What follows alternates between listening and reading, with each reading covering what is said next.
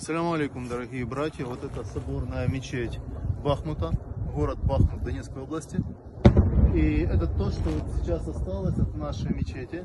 Вот посмотрите, какие здесь пейзажи. Это российские оккупанты сносят наши города. Вот дома людей, то, что осталось от домов людей. И купол вместе с полумесяцем. Купол вместе с полумесяцем на этой мечети мы установили в январе этого года. В январе 2022 года был установлен купол и полумесяц. И сразу же после начала Москальской войны, когда здесь усилились боевые действия, сразу же мечеть пострадала, сюда что-то прилетело. Ну, вы можете посмотреть, какие здесь сейчас пейзажи. Тут идут самые сейчас ожесточенные бои. Мы защищаем нашу землю, наши семьи, наши дома и в том числе наши мечети, которые российские оккупанты приходят и уничтожают. Но Украина победит. Сейчас идем, смотрим, что у нас в мечети.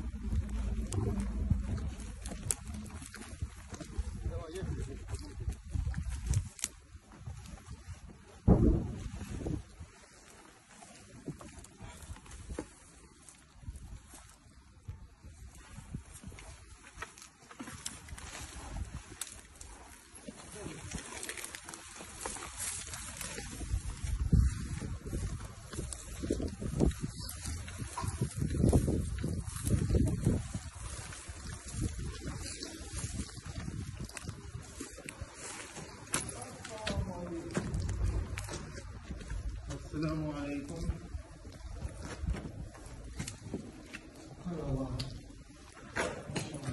Это наша недостроенная мечеть Бахмута.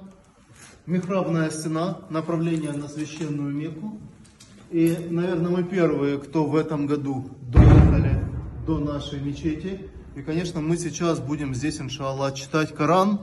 Вот, потому что дома Аллаха должны наполняться словом Аллаха, здесь должен звучать священный Коран. Как вы слышите, продолжаются бои. Несмотря на это, мы прочитаем аяты священного Корана. Бисмиллахир рахманир рахим. Ла уқасиму бияумил қиямах.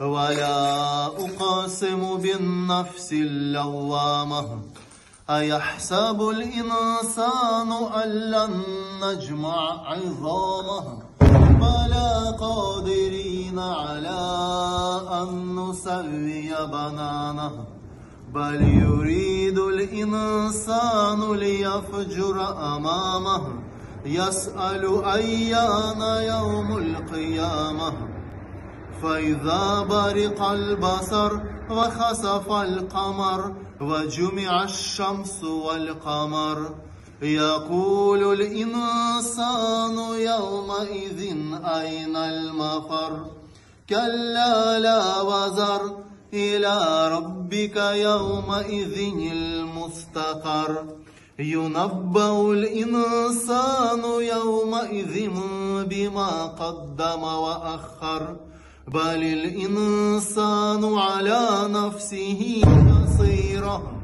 ولو ألقى معاذيره لا تحرك به لسانك لتعجل به إن علينا جمعه وقرآنه فإذا قرأناه فاتبع قرآنه ثم إن علينا بيانه كلا بل تحبون العاجلة وتذرون الآخرة وجوه يومئذ ناظرة إلى ربها ناظرة ووجوه يومئذ باسرة تظن أن يفعل بها فاقرة كلا إذا بلغت التراقي وقيل من راق وظن أنه الفراق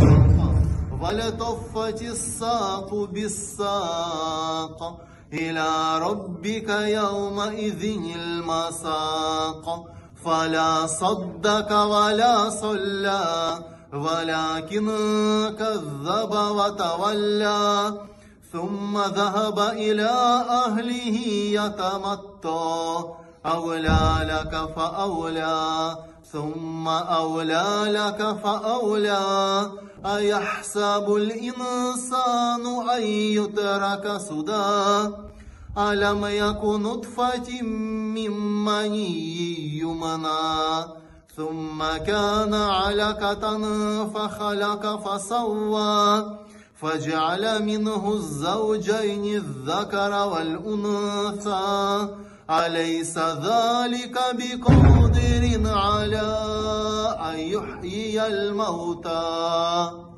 صدق الله العظيم سبحان ربك رب العزة عما يصفون وسلام على المرسلين